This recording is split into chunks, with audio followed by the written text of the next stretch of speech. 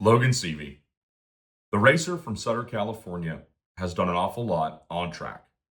Recently, he became only the eighth driver to ever win USAC's prestigious Triple Crown, and he's a two-time champion of the Chili Bowl Midget Nationals. And lately, he's been growing his brand in the world of winged 410 sprint car racing. But off track, Logan has done so much more. He's done a lot of learning, like learning how to keep your Rice Krispie treats safe in Lake California. He's learned how to build, grow, and maintain the relationships we establish in the world of motorsports. He's learned how to stay very calm in chaotic situations after years of racing with the Red Bluff Outlaws. And Logan's learned that racing with and for your friends is sometimes much harder than you might think. Here to tell us about a few of those situations and some of the couches that made him Logan Seavey, Part 1. Nice. So, what do you? What's being a dad been like? I mean, that's got to be crazy. How's being a dad going? Yeah, it's fun. It's a lot of work. Luckily, Kinley does a lot of the work for me. Especially during the race season. Yeah, I mean, it's just like everywhere you go, it's just 3 times the amount of stuff you normally have. I usually have a backpack and my gear bag, and I can go across the country if I need to, or I can go to other countries. That's how I went to New Zealand at my first few times. Like, I literally had my gear bag and my seat and like a carry-on for my clothes, and that was it. And yeah, now we traveled to freaking Ohio, and it's like we got 2 truckloads just to get there. So that's the biggest thing, is just making sure we have enough stuff that she needs and everything else. So, but yeah, I mean, it's fun, like being at the races and being done, and get to see her whether we win or lose. Yeah, it's kind of like winning is always like exciting, right? But like when you lose and it's like, man, everyone's disappointed, and then you see Lane and she's just like bouncing around. It's like it's all good, So Yeah. yeah, it's easier to like feel less mad about bad nights. Yeah, I think my first like real big one that I usually would be like really upset about, and I still was, don't get me wrong, but like not losing, but not winning the Chili Bowl this year. I was in position with a few to go and didn't get it done, and yeah, like get down in the infield because I think they stopped the top 5 or something, and I was excited for my team and Emerson, but obviously like I was right there at the end, and I didn't win, so it kind of sucked. It's just like grab Lane, and I was like, man, Lane, we didn't win, and she just kind of smiled like she would whether we won or lost. Yeah. And that was it. So yeah, it was just like at that moment I kind of already forgot like that I lost, and I was enjoying enjoying celebrating with the team already. So yeah, it was fun. Just a little bit over a year now old, right? Lane Not is? quite a year. Oh, Yeah, not quite March. a year yet. March. Okay, March. So little girl Lane, Mhm. just about a year old. I definitely was not going to ask this, and you just brought it up, and it literally just jumped in my mind, and I'm just going to ask you because you're sitting here in front of me, and you brought it up, and it's kind of funny. Yep. And I think he would laugh about it now because it's been a few months, but you just talked about the Chili Bowl and missing out on your 3rd victory there, and it being a tough pill to swallow. That was a crazy race. I got to be down in the infield. I mean, man, getting through 3 and 4 where I was just looked like such a bear. But you and Emerson and Dayson and Justin, I mean, what a race. That was amazing to watch. Dayson personally told me an interesting story that you, after the race, because you and him, what was it? I think Like on a restart, you stumbled on a restart, and Dayson got around you, right? Mm-hmm. So they call it back, and Dayson has to give the position back. I think he even went farther back, didn't he? Yeah, They yeah. gave him 2 positions or yeah, something? I think he was back to 5th maybe, so it's 2 from where you started, I believe. Right. Yeah. So he said that after the race was over, because, I mean, you just kind of admitted it was a stumble on your part. It wasn't Dayson jumping, but the rule is the rule, and I think everybody, is past it now. But he goes, yeah, Logan came up to apologize right after it was over, but he brings his daughter with him to come apologize to me. How am I going to get mad at a guy holding his 1-year-old little girl? Right. So I think he's obviously mostly joking, but is there a little bit of a tactic in that and going, well, hey, if I bring this cute little kid with me, I'm probably not going to get screamed at or definitely not swung on. Not saying that Dason would ever do either of those. Right. But, I mean, is there a little bit of do you get a little bit of leeway when you bring your daughter to the apology? Yeah, I think you probably do for the most part, but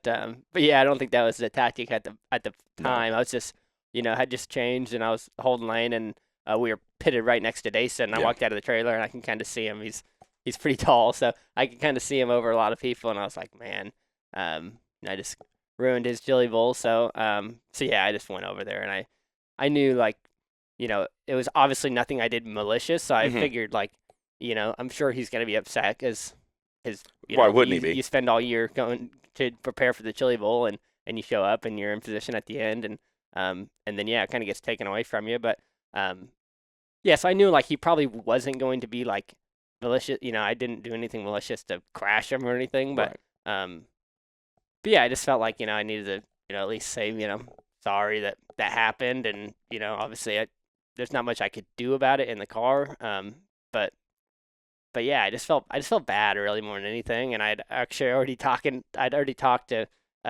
Cody and Matt Ward, the officials that kind of make those sort of decisions, and I was like, man, I get that there's a rule, and I get, like, certain things have to happen. I know it'd probably be a bad look if you didn't penalize them, but, like, there's got to be something we could do where if I'm 8 car lengths back, like a gray area or something. Yeah, I mean there are gray areas that they enforce at the Chili Bowl. So I'm like, man, why, you guys, I'm completely, everything should be black and white. Like, I fully agree with that. But yeah, I mean, there's got to, like I said, I've kind of contradicting myself because I agree that everything should be black and white, but in the rule book, like, there should be some sort of way for something like that. To have some grace. Yeah, like I said, I told them, like, what if he stays in line? We just all crash because everyone slams on the brakes, Then you crash 10 guys, and yeah, when second place is 8 or 10 car lanes back from the leader, like, there's got to be something. What if I go and drive in the fence? Like, does he have to stay behind me then? It's like pulling up all these theoreticals I could say, and they were just like, it was over. It is over, yeah, and I get it too, but yeah, I just felt bad in the moment, and I think everything would have went a lot smoother. But on the broadcast, Clint said I did it on purpose. No, he didn't. I swear. Did he really? I swear. Yeah. So I wasn't mad at Clint, but I was kind of joking with him. I said I'm getting death threats because you told everybody I did this on purpose. What did he say? Like, you brake checked? Yeah, he said I got a bad start, so I lifted on purpose to. Oh my gosh. Yeah, or he said something like that. That's your golfing buddy right there. Yeah. So sometimes, Clint maybe analyzes too far. And I'm sure there's some scenarios in racing where stuff like that maybe does happen, but yeah, no, in that case, I didn't lift on purpose. That's hilarious because, like I was just telling you before we started, Clinton has sat down on this couch and told some amazing stories. I really hope people, I don't know when these are going to come out. I don't know if this thing's going to live more than 2 weeks, right? Whatever I'm doing here. But Clinton Boyles gave a really good conversation. I hope you sit down and watch it. I know he's one of your best friends, so you might be sick of listening to the guy. But he told a really funny story on it, and I don't want to tell the whole thing, but he talked about a time that he bumped into Kyle at a well-known establishment that racers often frequent after activities inside the Expo Raceway somewhere else in Tulsa, Oklahoma. And he said he bumped into Kyle, and Kyle praised him for what he says on the broadcast. And Kyle goes, man, you know what you're talking about, and I listen, and I agree with everything you say. And then Kyle goes, but when you put your helmet on, man, you forget everything you were just talking about on the broadcast. And sounds like in that situation, you probably disagreed with what he was saying, but you agreed with maybe how he goes out and races. That's wild. I didn't know that he said that. Yeah. I'm down in the infield. I can't hear the broadcast anyway, but dang, that's not cool. Yeah, I didn't know either. And I, I'd seen, like, I'm getting tagged and stuff like, oh, he did it on purpose because he knew he wasn't going to win. And he didn't, he was trying to save his teammate, and he was, he wanted to make sure Emerson won. I'm like, for one, I wanted to win. I wanted to, obviously. And two, like, no, in that moment, I do wish maybe there's some times that, you only have a tenth of a second or less to make certain decisions. And, yeah, sometimes maybe I do wish I had that kind of switch in my mind to make, a decision like that where, man, I got a bad start. Let's slam on the brakes and see if we can hope to get a yellow. But, yeah, I don't know. I just, yeah, like I said, I didn't even know that happened. And I was getting comment after comment after comment. I'm like, where do these people come up with this stuff? Well, they came up with it thanks to Clinton Boyles. Clinton Boyles on the Flow Racing broadcast just completely Aaron, yeah. rolled me under the bus of just put this idea in everybody's mind that I'm a villain, and I was fully blocking for Emerson is basically what they were saying. Well, the good news is Lane doesn't think that, Yeah. and she smiled after the race was over. You've obviously, we just talked about you going after your third Chili Bowl, and so you don't just show up to Tulsa, Oklahoma, and start winning races out there or stealing their women. Kinley's from Tulsa, isn't she? Yeah, she is. That's funny. So a little bit about her is going to come up later in this because I spoke to a couple of the folks who put you up and owned some of the couches that you've slept on. And so there's a funny story that I've got to ask about it. But let's kind of go in a little bit of chronological order here. And I just want you to know I really appreciate you stopping, coming over and doing this. And when that thing gets low, don't worry. We're gonna trick the viewers and we're gonna blow it back up. All of a sudden I'm gonna be like 6'2". Just maybe don't. Yeah. You're gonna go from your normal height to back to really tall. So don't lean on that thing too hard. But we'll take care of it. You get going out of Sutter, California. Yep. What is this? The Sutter Cut? Yeah, that's the Sutter Cut right there. Is that like a gang thing? Were you like in a rough way when you were a little kid growing up and you had to like be initiated into a street gang? Is that what this is all about? It's basically a gang. So God.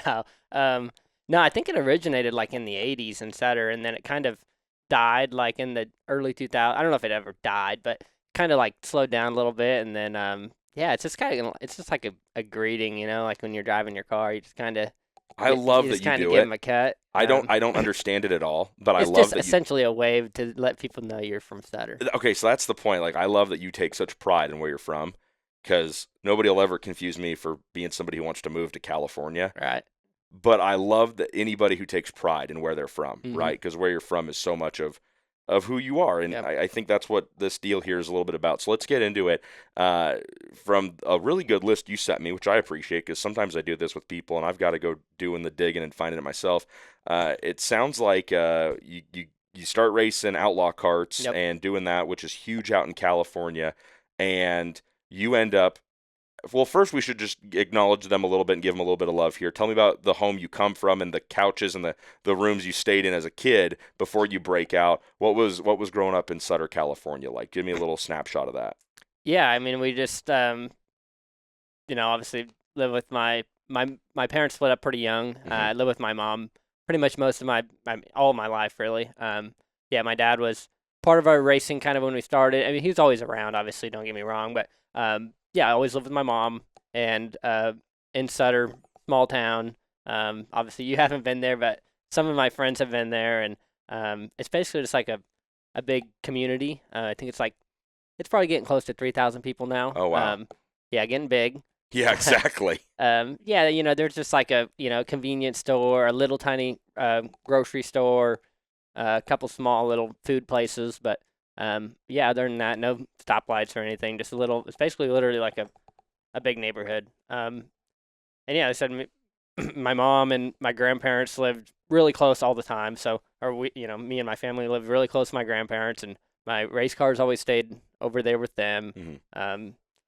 First generation, me and my brother. When we were really little, we had some really good friends that raced go-karts, the Stevensons, and I would have been like 3 when my brother started, but one day they must have come across a go-kart for sale or found one, or somebody told them about a go-kart, and they bought it and took my brother racing, and that was kind of where they got started. How much older is your brother than you? He's about 2 years older. Okay. So I was about 3. He was 5 when he started.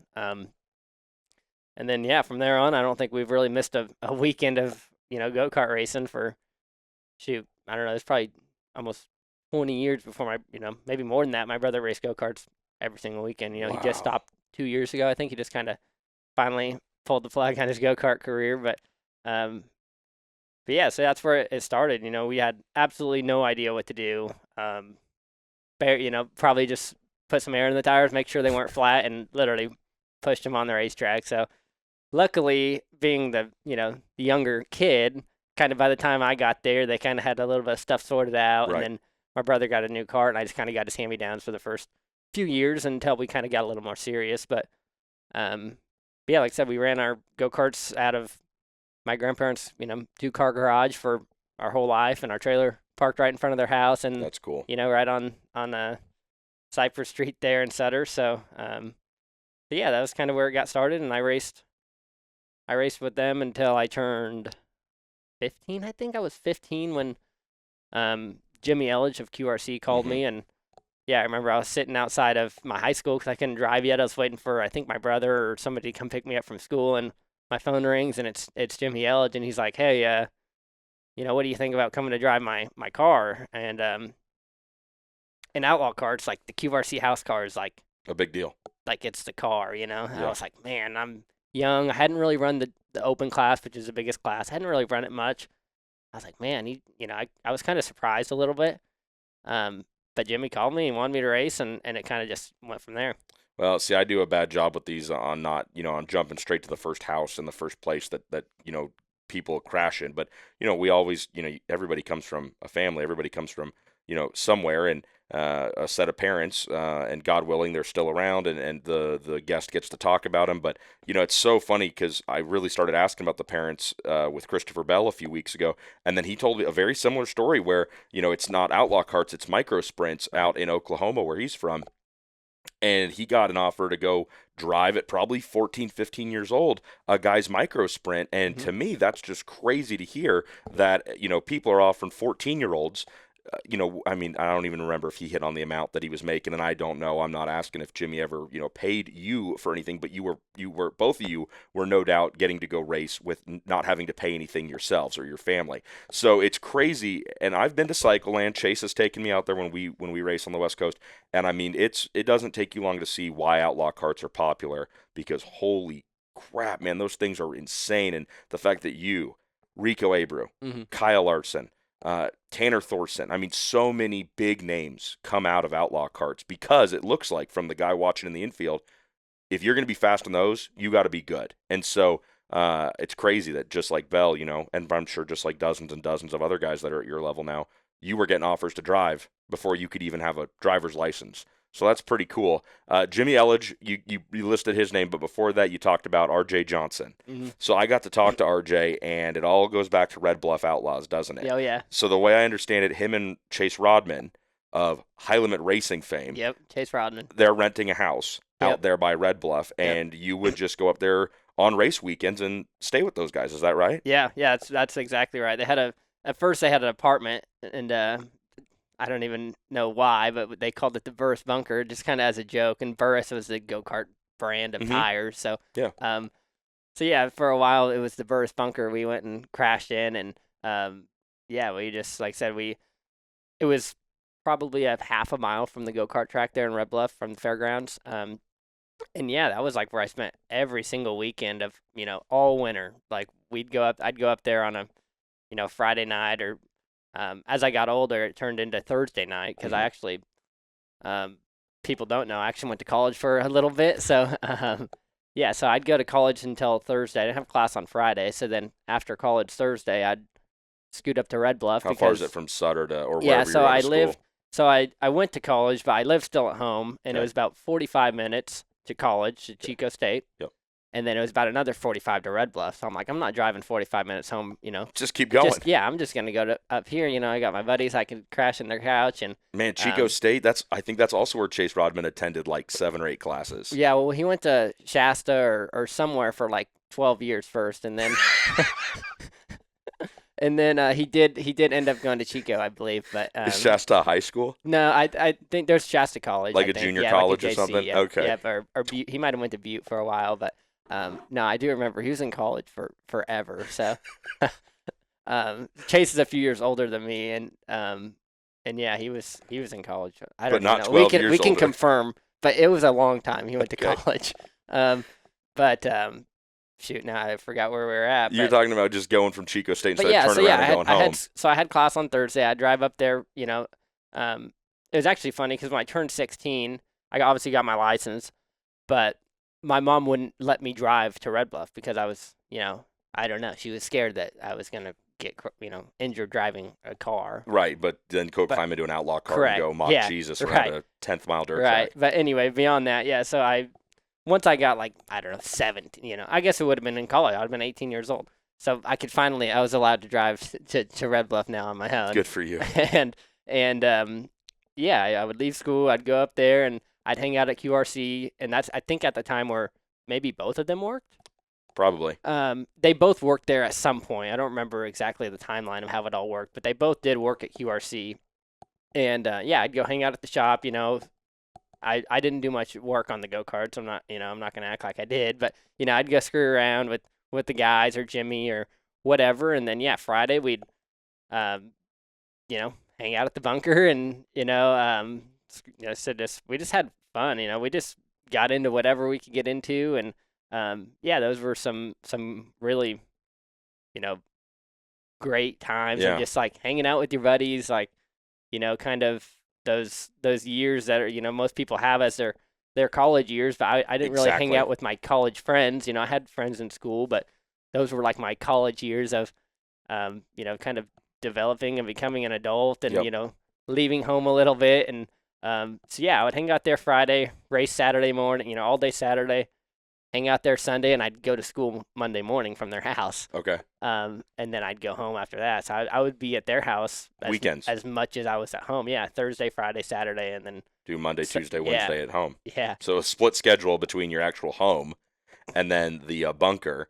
I'll tell you this, it's kind of funny when you say the name RJ Johnson, there's about 3 or 4 of them that pop up in sprint car racing. yeah, at least 3. And none of them are the guy you're talking about. Thankfully, Chase hooked me up with some contact information. You talked about just getting to hang out with your buddies and just have fun and Yeah. get into different stuff that you Yeah. wanted to. It sounds like there was a lot of Woo 2002, the That was Outlaw most game of it, yeah. on the PS2, but there was also something called the Coaster Challenge.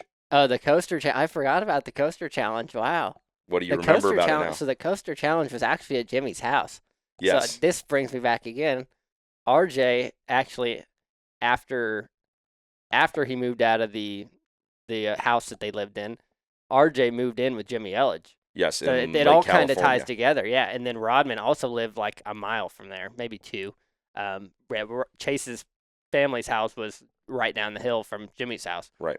So we'd all end up there on same deal, Fridays nights, Saturday nights after Red Bluff, we'd go back up, and Kyler Shaw from Fast Four Media, he'd Oh, throw yeah. up the replays, and we'd all hang out all night Saturday watching the races that we were just at for 12 hours, and we'd go back and watch them for 3 or 4 more, and whatever, have a few drinks and just screw around and hang out. And yeah, the coaster challenge, that's like, it seems like something that would have probably gone viral during COVID.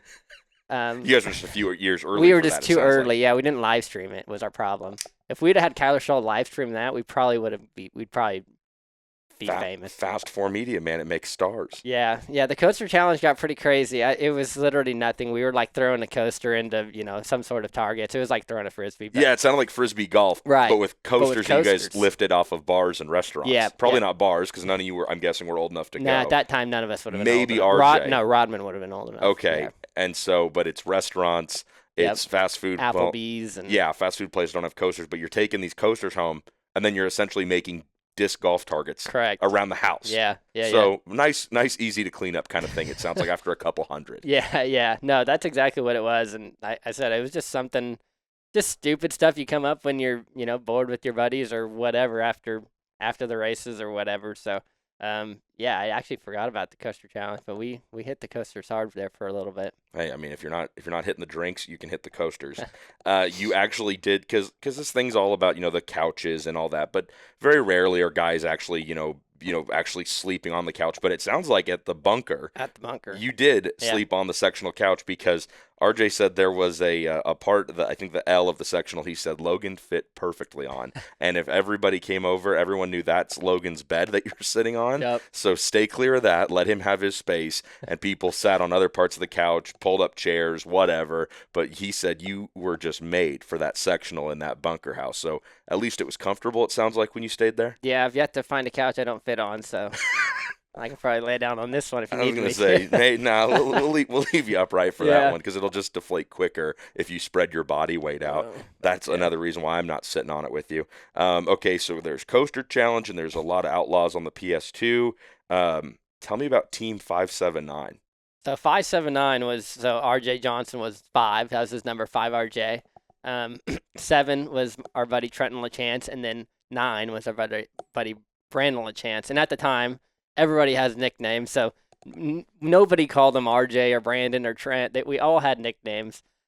Usually it was just the number of their car, right? Like RJ was 5RJ for the longest time, and he got other nicknames as we went. But Ron John ended up being his lasting nickname. Lovely. Because he turned into a rapper, and his name was Ron John. He had to retire his rapping career when he became a cop. So RJ's now a cop. So he had to retire being a rapper. But, he lost the Ron John nickname. Trenton, he was always, like I said, mostly just the numbers. We called him 7T, or, Trent actually, he didn't, I don't even know if we really had much of a nickname. Brandon was always 9B forever.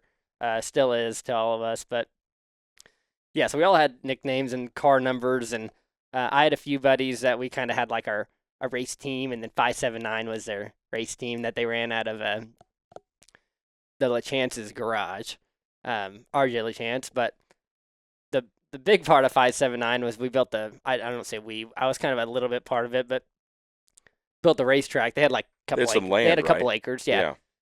So RJ just posted this picture like a couple days ago on Facebook that really made me remember it, but it's like kind of blew my mind, but I'll get to that later. But so they built this racetrack, usually quads or little, play go-karts and stuff like that. But there was a few weekends I don't even know if it might have been middle of the week. We would put on like a race, and there would be like 15 quads there and like 40 people there. I'm like, how do we get 40 of our friends together on the same day at the same time? Right, to come sit and watch. Yeah, I don't know how we all got together on the same day. And this is probably just Facebook's probably a thing by then, right? So maybe Facebook was around for sure. People are getting the word out on social media, but it's not like it was still easy to do. Yeah, it was probably like 10 years ago, like I think it might have 10 or 12 years ago, like last weekend. So yeah, I mean it wasn't like the middle of summer when everyone was out of school or anything. No. I don't know how we all did it, and I also don't know how nobody got injured because we were racing. That's my next question is, if this is on a private residence, all I can think about, this isn't the LaChance's property. Yeah, oh yeah. Man, all I'm thinking about is if I'm their dad and I come home, or their mom or whoever. He was out there with us. Oh my God. I turn the corner and I see all that and I just go, my insurance agent is going to have a field day with this. Like, if some kid had broke their arm or worse, like, dude, that's game over probably. Yeah. Homeowners insurance ain't built to handle that, I bet. I don't know how we, for one, like I said, even got everybody together on whatever day it was of the week. It's called the power of friendship. Yeah, I guess nobody did anything or went to school or, their parents, because their parents would, they'd bring their quads in their trucks and like, I mean, people were traveling a little bit, How big's the track we're talking? Is it an oval? Oh, yeah. I don't know how big it would be. I mean, I don't know. I don't even know how to explain it. Fits in the shop back here or something, probably? It was a pretty good sized track. I mean, it wouldn't fit in the shop. Good, no. So that means speeds were up and people were really ripping and doing stupid stuff. I'll send a picture and maybe we can put a little clip Fade or that something. Up. Yeah. Well, I did get one clip sent to me by RJ of somebody in the crowd doing an imitation Johnny Gibson 4-wide call, and then a young man on his quad is doing a wheelie and lays it down. Yeah, so you want to know what's actually really funny about that? Please. That guy that flipped is now my stepdad. Oh, wow. Yeah, have you met Pete? I don't know, maybe. Yeah, so that's Pete. He's always kind of known for being wild, especially in go-karts. But yeah, we were doing the 4-wide, and Brian was announcing, who was, if you watched my golf video a few weeks ago or months ago, you probably didn't watch it, but you probably saw the clips on Instagram. So Brian was the announcer. He races too, but he didn't make the feature, so he got kicked out to announce. I didn't make the feature either, to be fair. There was like 5 quads, and so at this one event, there was only 5. That was our first one, I think. So they did a 4-wide, and the guy in the back, Pete, was like, I got to do something cool. I can't just ride around by myself. Yeah, exactly. So he threw down a wheelie, and it twisted up on him, and he flipped the quad and he got thrown off. And Kyle was at this race. Larson was here. Oh, no kidding. Colby Copeland. I mean, like I said, we had like a decent crowd. Jesse Caldwell, who raced, midgets a little bit. Yeah, there was a lot of people at these 579 races. I was gonna say, who'd you say it was announcing? Eric? A kid named Eric? No, it's Brian. Oh, Sorry. Brian, my bad. No, you said I misremember.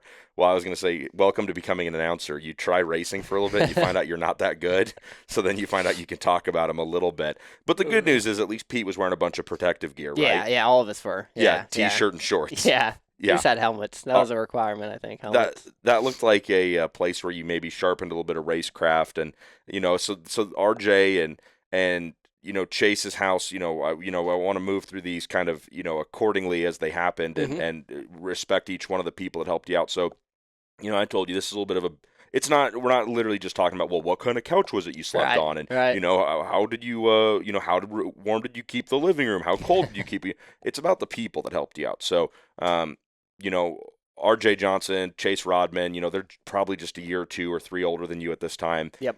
Does anything rub Still off are. from them? Yes, yeah, good point. Good point. Nothing. The age gap hasn't changed, thankfully. That'd be crazy if it did. Yeah. I don't know. Do you see those guys do anything as a young kid yourself, and just make note of it? Does anything rub off from them? Did you learn anything from them, I guess? I'm sure I did. I mean, I feel like probably it was just like seeing my friends kind of like move out of their home, move out of their families' homes, because I'd been friends with them when they were in their own homes, and they're kind of learning, like seeing my friends, like I said, move out and kind of have like this Freedom. Yeah, freedom, and then also the roommate relationship. RJ and Chase was really funny because they would get into it hard, because they were just good enough friends to where they could get mad at each other. Be real with each other. So they'd get into it pretty hard, and it was funny, You ate my food, or you drank my soda, and stuff like that. Stupid, just silly stuff. Well, you said it earlier when you hit on it because you were in college classes and you talked about it. This was all going on during college ages, but a lot of people. I mean, I just did one of these with Rico, and other people who have sat on this couch and others who haven't have all said the same thing. When you get out of your parental, owned home for the first time, and you go out somewhere to chase racing or to chase your goal and chase your career. Well, when you start living with other people and you're away from your parents and their rules, that's kind of like college because you get that kind of looseness, you get that freedom, you get that ability to make your own decisions, whether they're good ones or bad ones. Right. And so not only were you really enrolled in school and becoming a college student, you got to live that college fun lifestyle with RJ and Chase and hang out up by Red Bluff and really let your hair down a little bit, it sounds like. Yeah, I kind of got the best of both worlds, where when I was in school, I was kind of at home, and I kind of had, my mom was always pretty loose with the rules, except for driving to Red Bluff, I guess. But, yeah, apparently. But as far as like, if I asked to do something, like, yep, go for it. Didn't really have any rules, didn't tell me, when to be home or anything like that. Just kind of trusted that, I'd make decent decisions. Yeah, and yeah, for the most part, I feel like I did. I made it home every night and didn't do anything too crazy and things like that. But yeah, I mean, I feel like it wouldn't be a proper childhood if you didn't make a few wrong decisions along the way. But yeah, I mean, I feel like that was kind of like I said, the best of both worlds. When I was in school, I was home, and I kind of still had that same structure. But as soon as school was out, like I said, Thursday at like noon, I was driving to Red Bluff, and I had like a 4-day weekend basically. Thursday, Friday, Saturday, Sunday, I was hanging with my buddies and kind of living the life. And yeah, like I said, they'd get up and go to work at 8 o'clock to QRC, and I wouldn't show up till lunchtime because I didn't have to work because I was I and we talked about it a little bit earlier, or you did a little bit, but I wasn't making a ton of money, but I was making enough racing to live. At least to pay for my food and things like that, you know. Unfortunately, at the time, Red Bluff only paid like $200 to win. And then, like, as soon as I left, they started paying like $1,000 to win every weekend. I'm like, man, I could have been living large because I was running pretty good in those years. Like, I was winning races. So I was like, man, I could have been living pretty good back then. Could have had a nicer quad to hurt myself on.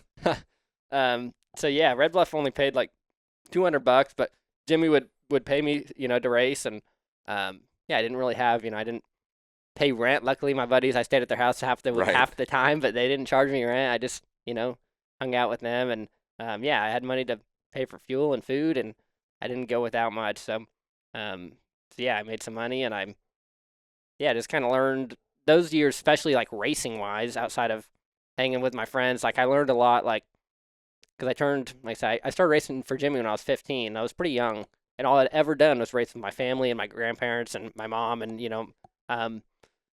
so it was nice to learn like how to have like a relationship with a car owner and a crew chief and things like that. So that was probably the biggest part of like the racing side is like learning, like I said, getting paid, how to maintain that relationship with an employer who happens to own a race car. Right. So yeah, be at the shop hanging with my car owner, and like Jimmy in those years kind of turned into like a second dad for me, because then later after RJ and everybody moved out, my couch moved to Jimmy's couch. Yep. And that same schedule, I moved to Jimmy's house. I'd be at Jimmy's all weekend.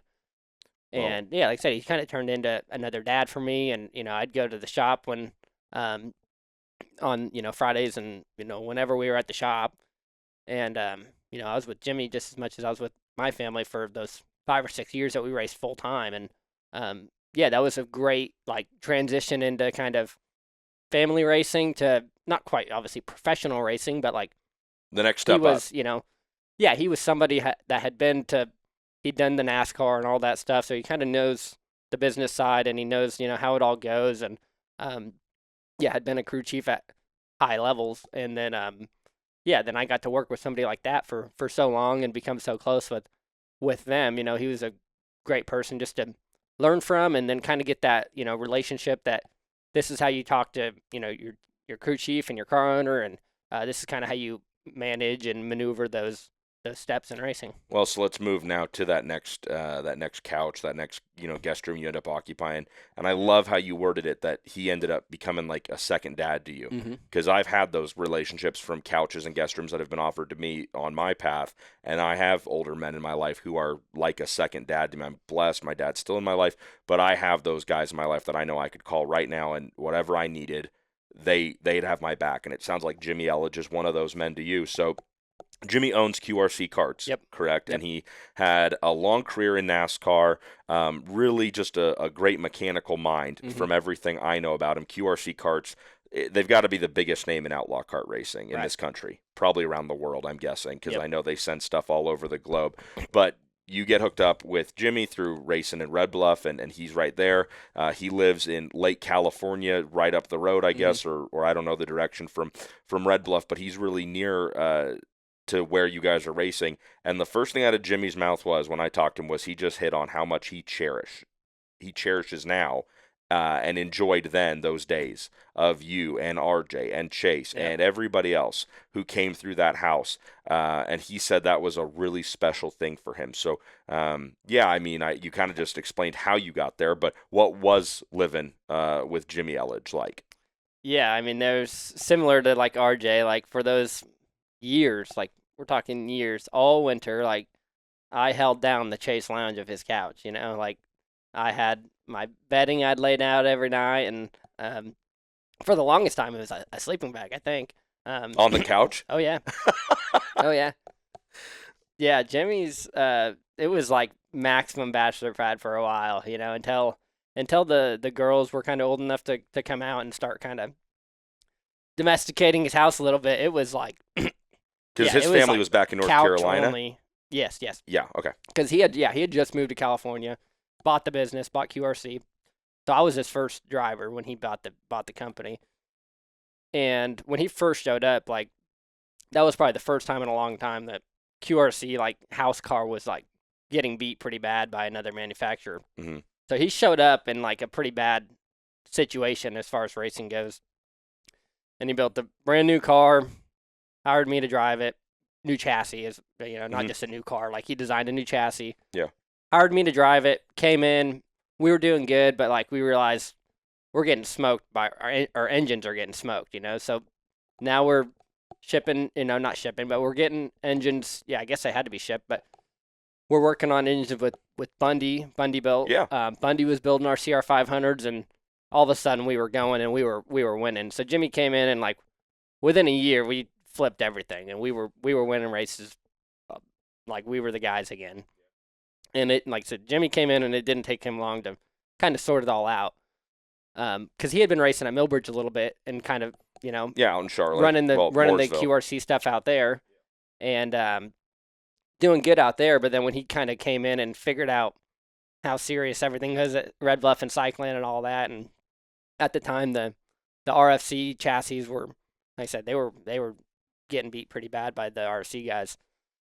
So Jimmy came in and rebuilt the cars and built new engines, and then when then we were kind of off back and running, and we kind of flipped the script again. But yeah, that's kind of the racing side. But yeah, like Jimmy's house would have actually have had, and that's where Saturday nights the race would go over. Hey, we're going to Jimmy's. Yep, we're going to Jimmy's. 20 people are at Jimmy's watching, sitting on his couch, drinking beers. Yeah, it was just, like I said, another deal where it's just like, not only do you get to go race with all your friends, like, we all go hang out after, we all go to the same spot, sit on the couch, Kyler Shaw throws up the stream, and we rewatch all this funny stuff that happened, because if you've ever seen Red Bluff, every night's a comedy show. Like, something funny happens every night, whether it's in the work area or on the track or... What a promo. What a promo you just cut for Red Bluff Outlaws on Fast 4 Media. Every night's a comedy show. Something funny happens. If that doesn't blow up the viewer numbers after this comes out, I don't know what will. That's a great review. It is. Like, the racing can be incredible. Don't get me wrong. But there's, no matter how good the feature is, like, something in the B main or the C main or the feature too can happen, or somebody's getting out, flipping people off, or, throwing a funny interview down or whatever. Yeah, there's always action at Red Bluff. It's a tiny track, indoors. At the time, there'd be like 40 to 50 of the open class, the top class, every night. And, you could,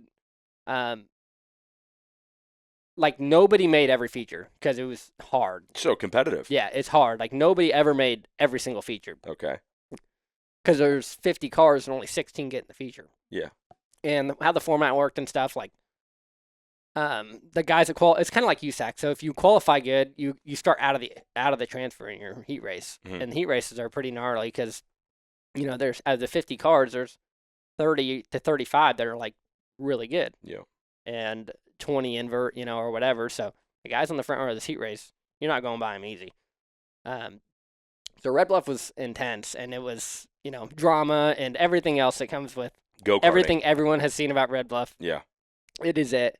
And, yeah, people are yelling and screaming every race. And, yeah, where we're parked, we're kind of like in the staging area, really close to the track, close to the pit, so you kind of see everything. See, that's really interesting that so I wasn't going to, you never know how an interview is going to go. You don't know what someone's going to say till you ask them. RJ Johnson described you as the most level-headed person he can think of.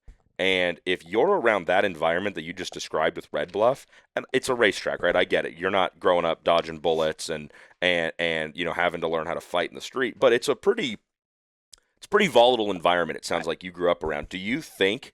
Because I would assume if I didn't have you here to ask the question, I would tell people, I think Logan is, because I agree with RJ. You are an extremely level-headed, flat line. You don't get too up. You don't seem to ever get too down until your golf game goes to hell. Yeah. But every time. But hey, you said it, okay. But do you think that growing up in that kind of hectic environment, you were a 15-year-old kid getting paid to race, so there's pressure that comes with that. You've got to be there, and you're having to carry all this on your shoulders at these nights at Red Bluff. And again, I'm not trying to drum it up. You weren't going to war, but you were probably exposed to a little bit more craziness than the average 15-year-old was. Do you think that had an impact on kind of the guy you ended up becoming? Yeah, personality-wise, for sure. I think so. I think part of that was always a little bit with me. I just always kind of was that way. But there's no doubt that, like, being in the Red Bluff environment, 14 weekends of the year, every year for, I don't even know, like I said, probably 15, 16 years, if not a little more. I ran every weekend. I think for sure, because, like I said, you're just around chaos. You're maneuvering chaos on the racetrack. When you get out of the car, there's more chaos. A lot of chaos. Yeah. So yeah, you kind of learn a little bit of both. I definitely had some nights where I probably lost it on people, or however it went. But yeah, I mean, I think being in that environment, like I said, did teach me a lot. I think just racing at Red Bluff taught me a lot. I think it was good for me to roll out every night. Like, Red Bluff, you didn't practice. You rolled out and you qualified. That's crazy. Everybody goes out and you go straight to qualifying. So there's no time to screw around. you were on the track for the first time. And it's go time. And yeah, that was also part of why it was so hard for outsiders to come in, because you can't just show up and figure it out and get used to the track or get your car set up or find your gear. Like, you showed up and you had to qualify Right out of the gate. Yeah, and you had to be within like, if you want to be in the invert top 20, you got to be within like a tenth and a half. Like it's tight. It's That's 9 crazy. second laps, 8 second laps, something like that. So not only that, you were on the track for the first time of the night qualifying, right? You don't get practice, but then in your heat race, if you qualify good, you're not even going to make the feature, because you still got to pass 2 more cars, and it's not easy, right? So like every time you hit the track, pretty much you're like nervous a little bit. You have to go get something. Sounds like a Chili Bowl environment. So yeah, I think a lot of people from Red Bluff compare it to Chili Bowl, because, like I said, you don't make the feature every week like the Chili Bowl. You're probably not going to make the feature every time you show up to the Chili Bowl. Yeah, it's just very high pressure. Like, every time you hit the track, you better be running at 110%. And then when you're racing in the feature, like, the track's small. Yeah. So like you're banging wheels every lap. So it's just all out for all winter. Well, and then it sounds like it goes from chaos on the track, chaos in the pits, to then chaos at home at Jimmy Ellig's house. Chaos at Lake California Drive. What did you do when Chase Rodman hid your Rice Krispie treats? No, that was RJ's Rice Krispies he hid. Chase So hid. that was the drama, right? So RJ lived at Jimmy's house. Right. So RJ lived at Jimmy's. I've got a video on my phone. I'll have to show it to you at some point. RJ lived at Jimmy's, and Chase was kind of like me, right? We just kind of bounced around. I pretty much lived at Jimmy's too, but Chase lived down the road. And this will tell you a little bit about Chase Rodman, especially in this era. Chase is great. Here we Chase go. is a super good friend of mine. Don't get me wrong. Let's get it going. But yeah, so this is RJ's residence, right? He lives at Jimmy Ellig's. So Rodman, like me, is just a visitor, a guest of the house. And we're doing the coaster challenge, and RJ goes and opens up the pantry, and it's like, I had Rice Krispies in here. Where are they? And Rodman had went to RJ's house and hid his Rice Krispies so he could eat them, and RJ couldn't find them. That sounds about right for Chase. Yeah. That so sounds about perfectly Imagine right. him showing up to your house and hiding your snacks that you paid for yourself. I think he's smarter than that. You don't get looking like this without snacks. So he went to somebody's house, hid their snacks so he could eat them, and they couldn't. That's how you get shot where I come from. Right. Yeah, I know. And it's like, RJ's a 20-year-old working for his money, paying rent, buying his own groceries, and he's... I would have snapped on him. Yeah, RJ was actually pretty mad. I somehow caught it on video, the interaction of RJ finding out that he hid his Rice Krispie treats. I would have lost my mind. Yeah, he was pretty fired up. So from intense snack negotiations to some fake social media accounts while in Jimmy Ellig's house. Ooh, yeah. What do you think about that when I say that? So luckily for me, don't incriminate yourself here. I was not attached to this social media account. I'll fully say that right now. But there was a account similar to a few of these modern racing accounts. I'm not going to name names. That live on X and that just have a good roast time people. with everybody. So this account was also on then Twitter. Yeah. It's called Go Kart Drama. Okay. And I was not involved. I maybe know a couple of people that were, and I was never, and I didn't know that they were it. I was totally on the outside of this. Okay. RJ might have been on the inside. I don't know, but I was fully on the outside. I was just a spectator of the Go Kart Drama Twitter page. But it was, like I said, very similar to a few that we see on X now. It was pretty gnarly there for a little bit. But you had nothing to do with it. Absolutely zero. Okay, during this part of the interview, I'm just going to put the word innocent across you, and that'll just air the entire time you're talking. Thank you. Yeah, I don't really remember everything Jimmy said about that. We talked for a little bit, and he joked about that. The last thing that Jimmy Ellig really taught me about you, which I love doing these for the reason that I get to talk to people in your guys' lives way before I knew you, and I've only known you probably since... I still remember the time I bumped into you for a few minutes at the Bell Shop here over in Speedway because you were buddies with Chris Wheeler, probably still are today. Yep. That's me using that past tense thing again incorrectly. And then I see you in the Indianapolis International Airport, and I go, hey, you're that guy that was in Bell, and it was like around Christmas or something, and I was getting ready to fly home for the holidays, and I said, where are you going? And you go, oh, New Zealand. Yeah. And I thought you were pulling my leg at first, but that was probably 2018, I think, maybe the winter going into 18. And but I get to learn about you guys, and I've learned about you through Jimmy Ellig. And he said something that ended up coming up in a lot of other people's answers when I asked about you, and that is that you are very based in your routine. And you joked about it at the very beginning and how Lane has changed your life. Mm-hmm. But it sounds like up until Lane was born, your daily routine would start at about noon. Yeah, I mean, at times, at certain times of the year, it still does. And actually, honestly, that's probably something outside. Yeah, I'm just gonna say it probably is something that, like, especially now, is intentional for me. Actually, Really? it sounds weird, but especially during race season, fully intentional. Well, that's different because of the hours Right. we work in dirt track racing. Right. So especially, yeah, exactly. Our hours, especially, and driving late at night and Yeah. everything we do. Yeah, it is harder, and Kinley doesn't like it as much now, especially because she has to get up with the baby and stuff. But that is still something that back then wasn't intentional. I just did it because of whatever, and Because you could. it didn't really work that good during Red Bluff because Red Bluff started at like noon. Yeah, that's an all-day affair out there. It's like noon to 10 p.m. Yeah. So it didn't really work that well for Red Bluff season, but yeah, that's something for me that is actually intentional now, especially when we're racing. Like, don't wake me up in the morning. I'm sleeping as long as I possibly can. Yeah.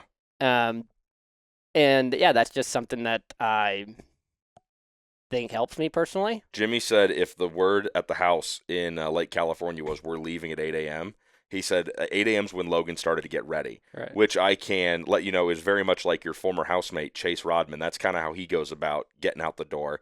But leaving at 8 meant getting ready by 8. He was a big routine guy, Jimmy said, and you didn't mind using up some hot water, he said. It sounded like the showers were Long showers. were lengthy over in Lake California. Yeah. A lot of times he was out the door and gone before I even got in the shower. But yeah, there were some trips where I rode with him, or I didn't. Yeah, I feel like there were some times where I didn't have a vehicle up there. I can't remember exactly how it all worked, but I would be like, riding to the race with Jimmy, riding home, things like that. And you're 15, 16. Yeah, so that's probably what it was. I think I had my car up there, but we all hang out after the races, and yeah, I was like 17ish, 18ish at the time.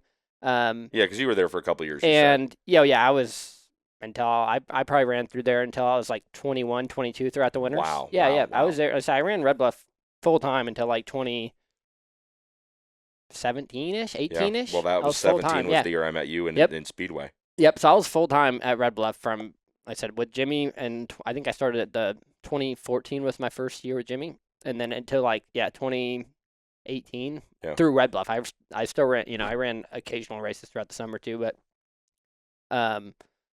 yeah, so I didn't drink when I was 18, 19, and all the guys would go drinking and stuff after the races. We'd go to the Applebee's and whatever, they would have some drinks, so I would end up Jimmy driving said you were Jimmy the home. DD. Yeah, so I would drive Jimmy home. So that's why I'd have to get up and go to the race with him in the morning. That's kind of what I remember from that. But yeah, I probably made him late a few times for sure. But that's still, like I said, that's something that I haven't changed, and it is intentional now more than ever, actually, that I know I'm going to be up late and I have to perform late at night, so I'm sleeping as long as I can. I remember I came by the house last summer to pick up a shirt of yours, and I think I bought a shirt of Mitchell's, because at that time Mitchell was crashing with you and Kinley, and we'll get to that about as far as the people you've helped out. Now that you have a couple houses, you know, I'm paying rent, so I'm different. You're not throwing me a bone. Speaking of couch, I think we're going to need a little. You want me to throw some air in there? Some air in this. Let's throw some air in there really quick. Yeah, we'll come right back. Yeah. A few moments later.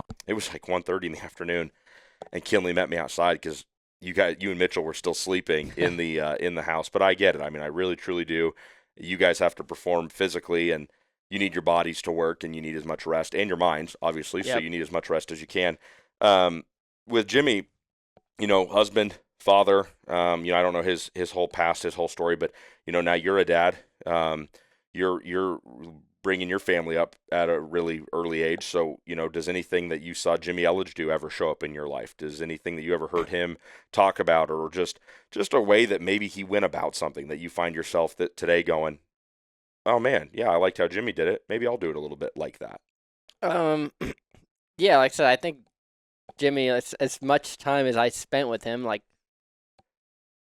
for a few years it was every weekend, and then it was, once I started kind of racing sprint cars, it was a couple times during the summer, a couple big races, and then all winter still. And there was, like I said, from 15 to 21, 22, we were racing a lot, and I spent more time with Jimmy than probably anybody in my life at that time. And yeah, I said it was more really than just like a crew chief driver, because I was, essentially living with him a lot and riding to the races. And man, we had a near-death experience. Did he tell about the near-death experience? I don't think so. Yeah, we were driving to Cycland one time. Pretty young. This would have been pretty early in my Jimmy Ellig days. This is probably 2015-ish time, 2016. Okay. Yeah, I bet it was 2015. I don't really know exactly the year. I'd have to find the photos, but yeah, we're driving to Cycland, and this car like kind of come around the bend, and there's a car stopped like in the lane, and we were towing a big trailer, 44 foot trailer, something like that, and it was pretty apparent that we weren't stopping. Like, this truck ain't stopping this quick, so we go to veer around it on the shoulder, and we got thought we were past. It felt like we were past it, and they must have turned in. Like, there's a little fruit stand, and they went to turn in. Oh, no. So I don't know if they just happened to see the fruit stand and slammed on the brakes and looked at it and then turned. But we were on the shoulder. I mean, screaming past them, flying past them. Oh no! And they turned us, and it ripped the axle out of the truck. Oh. And the truck turned sideways, going, I don't know. At this point, we slowed down a little bit, 40-something miles an hour probably. Truck turned sideways, trailer hits the cab of the truck like the trailer T-bones you guys. Yeah, our trailer was shoving us we were at a jackknife. Oh yeah. We were the left front of the truck had slapped the side of the trailer, and it was pushing us almost backwards down the highway, and we were kind of skipping, and the trailer was holding us down, and it pushed us off into almost into this orchard. If you ever been to Northern California, there's a lot of orchards and stuff like that. But we land in this orchard. And we were all just everyone looked at each other because it happened so fast. Like I said, we just come around this bend on 99 going south. And, anybody listening that's from the Red Bluff, Chico area knows the fruit stand I'm talking about. Jimmy's old blue Chevy that he acquired with the business had been the QRC truck forever. It's probably an 05, and this is now 2015. Right. Poor thing got killed. Was this on a race day? Yeah, we were going to Cycland to race. Yeah, this was on the way to race. Yep. So then we get there, and everyone had already heard about it, and somebody had to leave the track. Luckily, it's only 20 minutes from Cycland.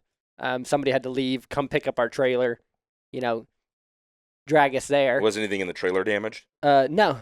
Was it just you and It was Jimmy? actually, I think, Jimmy's. No, it was funny enough, but there was, it was Jimmy and RJ LaChance. Okay. And then, I think it's long enough, it doesn't matter, but there was actually four of us in the back. It was Carson, Jimmy's daughter, me, Brandon LaChance, and then Colby Copeland on the right side. But you guys were all in the cab. Just four we wide. We were 4 wide in the back. Got it. Yeah. I'm sure the statute of limitations on a traffic violation like that. So it was actually Jimmy's birthday, and I think his cake got messed up, but that was it. Oh. And obviously the truck and trailer. Yeah, talk about a not great way to celebrate your birthday. Yeah, but we got to the track, and everyone was like, man, what happened, this and that, because, the news spreads quick that the QRC, because everyone's driving to the tracks, there's trailers, flying past. It's the only way to get there. Trailers just going by. People are pulling over, stopping, asking what happened, because you got the most famous truck and trailer and go-karts smashed into the side of an orchard. So yeah, everyone knew, and it was pretty crazy. But yeah, I feel like it could have gone worse. Like I said, this big truck and trailer. It could have pushed us into a tree. Anything could have gone on. But yeah, it was just one of those deals where I don't know what happened, but we could not slow down. Couldn't go into oncoming traffic, so we had one option, and the car happened to turn right into the side of us. Man, that's crazy. That would be pretty terrifying. And then got to go to the track and work and race the whole day. Yeah. So from Jimmy Ellig's, because I know you said you were going through there and staying at his place for the winter racing season up until what, 17? 18? Yeah, but even then, in the winters, I would still go race Red Bluff Okay. because 18, yeah, I'd be like USAC racing in the summer, Yeah. but then I'd still go race Red Bluff all winter. So when do you end up at? Is it Steve's house? Steve Reynolds, that Yeah. was so yeah, that was in the kind of in the middle of all that. So when my first year Power I racing, I'll kick it back slightly a little bit in all this time from probably like 2012. I started racing R Factor. Okay. It matters a little bit. That actually matters a lot to my story. And R how Factor I has got come here. up a lot when people Yes, who have sat on this absolutely. couch. So Was, yes. I bet Bell talked about it. Christopher Bell talked about it. Kyle's already mentioned it. He's going to do one of these with me. I mean, yeah, R Factor ends up being a real big deal in your guys' lives around the 2011 through like what 16, 17. Yeah, I mean, years. through probably 2017, 18, it was only R Factor. iRacing built dirt, all that kind of killed R Factor, but R Factor was like where all the hardcore racers were at because it wasn't easy to use. It was hard to figure out how to even get it on your computer and get the cars and get the tracks. You had to want it. iRacing, you just go to their website, bam, bam, bam, you download everything, you're racing. It's plug and play. R Factor, very, very difficult. You're having to get on LimeWire and download some torrents. Essentially, yes. I mean, you're moving files and you're downloading stuff, installing stuff. It's difficult. Yeah. So anyway, yeah. So I figure it all out. I don't know how, but I got it all figured out pretty young. It would have been like 2011 or 12 when I started, so I'd have been like 14, 15. Kind of right when I started racing for Jimmy. Ironically enough, right when I started having a lot of success, and I don't think it's a coincidence, honestly. I really don't. No, yeah, I want to hear what you have to say, but I have something to back it up. But yeah, so I start racing, and it's like you don't know at the time, but now looking back, you look at like the results, and it's like I said, Christopher, Aaron Reitzel, like good late model driver, like Ricky Thornton, like I'm gonna miss 100 names because everybody was playing this. Kevin Swindell was not racing. That's where I first met Kevin. That's where I met Christopher, Andrew Felker, like Oh yeah, Tyler Thomas, Brian Walker was on it. B-Walks, yeah, we hated each other for a little bit. Now he's one of my best friends. B-Walks, I think, ran his own his own series on R Factor, right? Okay. He had his own series. Yeah. He hosted races. Factorpedia. That's before Wikipedia, before he got his nickname. Christopher Bell gave him his nickname. Yes. I'm sure that came up in your talk. Yes. But R Factor was like, yeah, I met all these people and became good friends, and like I said, we all similar to like, I don't know, we all would get home from high school and I'd hop on, all my buddies would be on because they're from the East Coast. So they're already racing. So I get on and I play till they go to bed. But to get to where I was going, 2016 Chili Bowl, I was there spectating. My brother was racing. Okay. I was there as a spectator. Brought my gear bag like every wannabe racer it does. And one morning, I have like 8 missed calls from Christopher Bell, Aaron Reitzel. Maybe, I don't think Kyle called me, but like there was a group of people that called me. And I was like, what is happening? Yeah. Bam, I called Reitzel back. Hey, man, get to the track right now. I got a car you can race. I was like, what? I'll be there, Bam, drive to the track. And it's the Rockwell Security 2. Heck yeah, right here, baby. So this is where my time with Jeff started. Proud partner of the program. There it is. Rockwell Security. Yep. So that's where I met Jeff. And there's videos on the internet, but like it was a pile of people around this car, scrambling to get a seat that fit me because I couldn't fit in Aaron's seat. So the day before, Aaron had tried to race his car.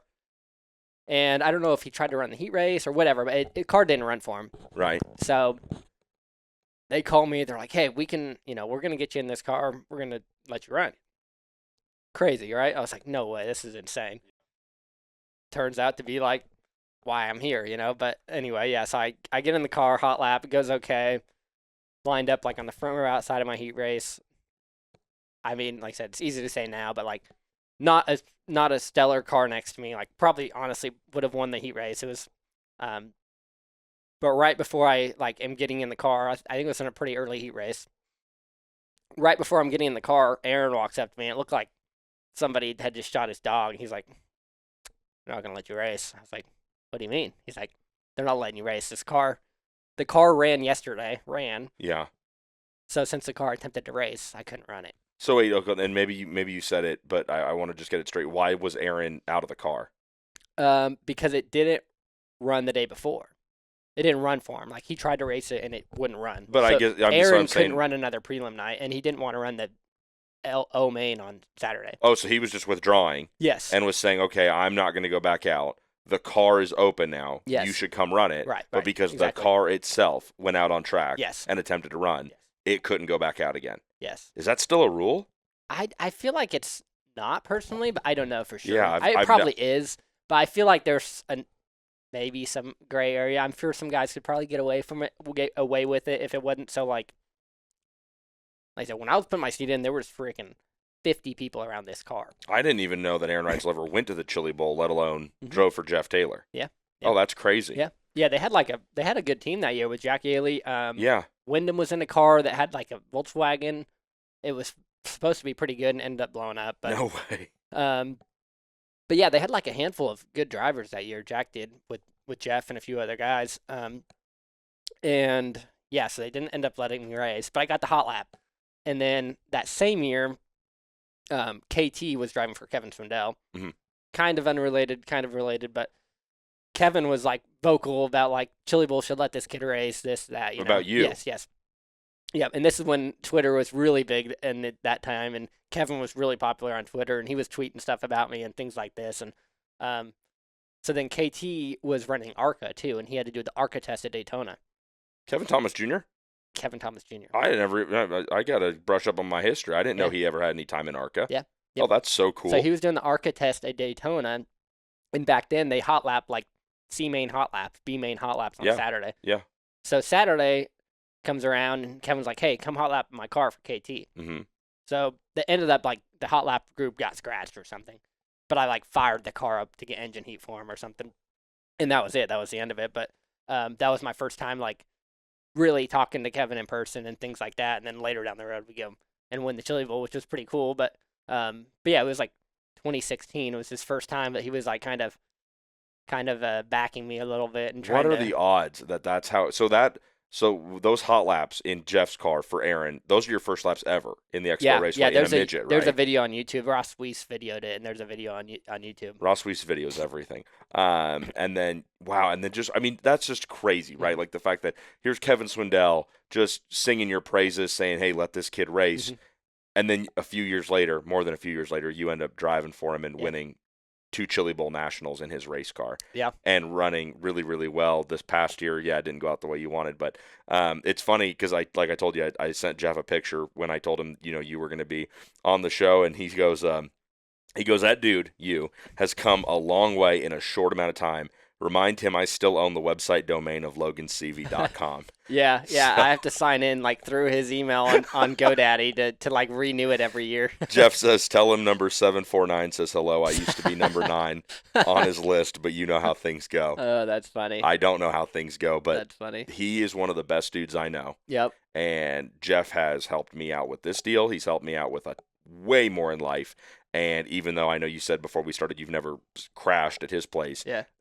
He's a guy that just helps people who have no idea what he's going to do for them. And, man, what a good guy to have in your corner. Yeah. Like I said, since that day I met him, and if, people that know Jeff, especially when you first meet him, he's hard to read, right? He's extremely hard to read. Right, yeah. He's you very think straight. This guy hates me. You could get that feeling, yeah, for and sure. And he ends up being one of your best friends ever. Yeah, yep. And I love that dude. He'll just add it, on a random Tuesday, he'll text you something hilarious or, Or just something incredibly deep, and you're just like, right.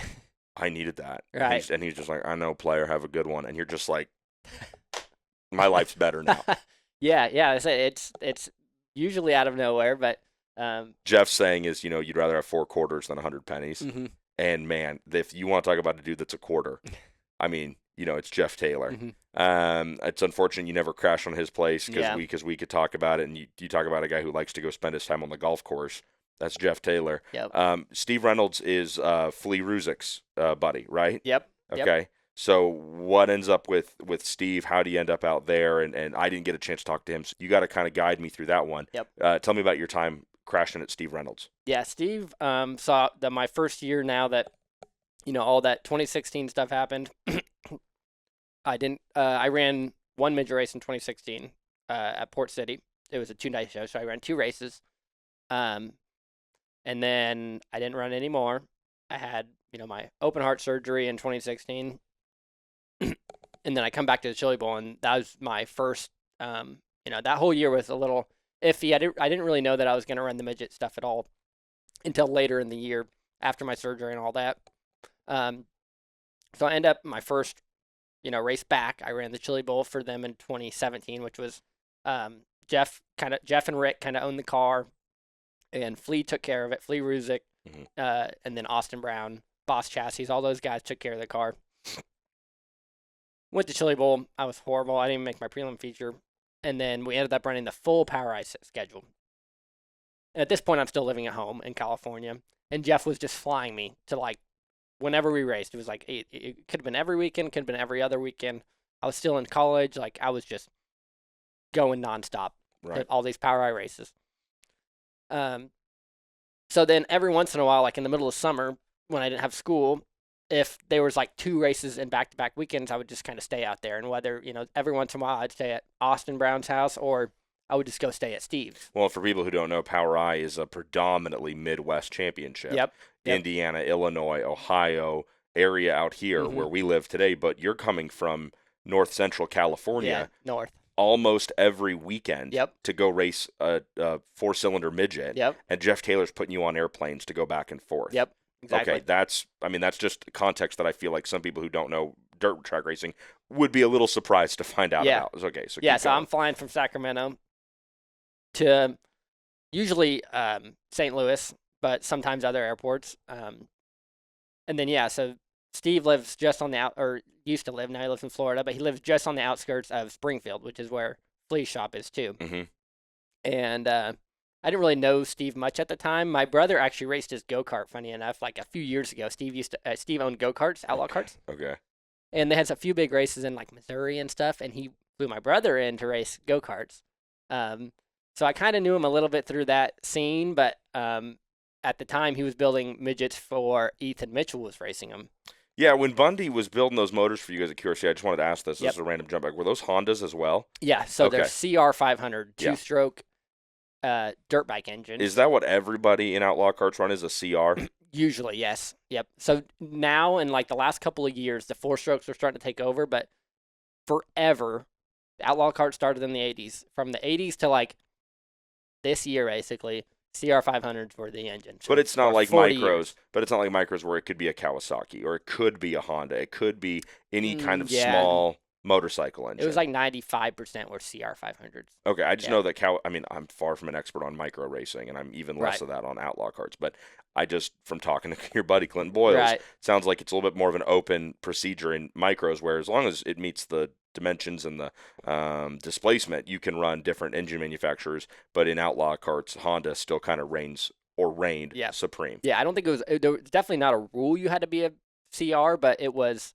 I think, just the easiest one to get. Yeah. Because even those were hard to get because they stopped making them in 2001. Yes. Yeah, so all the heads. As every year goes, it's harder to find a CR500. Oh, I came from shifter kart racing and in road course racing. And you had a 99 in the 2001, cylinder kit. And man, after that, it was tough to find the stuff to make them. Yep. So those were the years that everybody wanted to pick between. But okay, so Steve's out there. To Steve, yep. Yeah. So Steve has basically a shop house in just on the outskirts of Springfield, and it was if you're a racer, it was your dream. It was basically an apartment.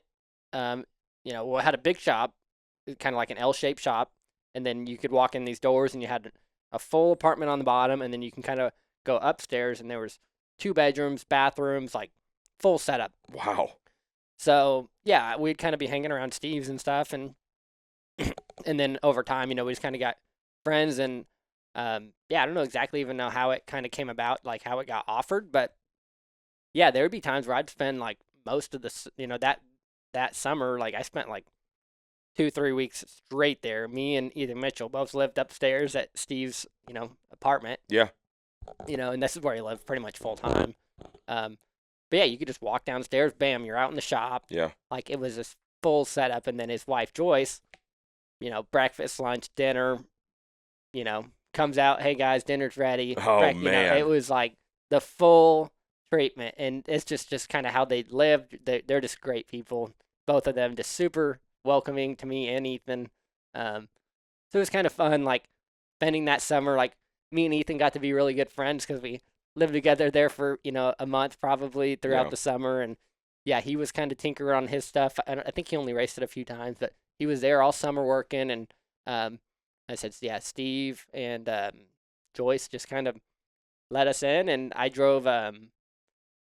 Flea had a shop truck, an old Dakota, like a '99 Dodge Dakota, and he let me bomb that thing around. I mean, I drove it to the Knoxville Nationals, and I Oh, drove no it. way. I went all around that summer driving his shop truck, and that's what I drove. That's what I used when I lived there at Steve's there for a little bit, and yeah, me and Ethan just kind of screwed around and went racing on the weekends, and all week we just hung out, ripped around. We had these little scooters at Steve's that we'd ride around and stuff like that. So, yeah, it was just like a nice, for one, just nice that they let us do that. They were funding Ethan's racing at the time, and I was just crashing upstairs in their apartment, and they were feeding me, and you were driving for Jeff at this time. Right, yeah, I was driving for Jeff and Rick and Flea and Kenny Brown and all that. So yeah, my car wasn't even around.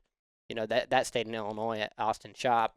And then yeah, we'd kind of hang out at Flea's every once in a while. Flea would, like everybody, Flea would take us to eat and whatever else. But yeah, in that 2017 era, I pretty much Steve really took care of us. I stayed at Austin's a few times on their couch actually, but Steve's I had a room and things like that. Well, you're embodying what this thing is about, because I base it so much off of my experience, which was, from about, right after I graduated high school, I had a little bit of a college experience, but probably 2014 to when I moved to Indianapolis in 2018. So, 4 or 5 years, I'm bouncing around the country and crashing here for a weekend and spending a week here and then a night there and going here.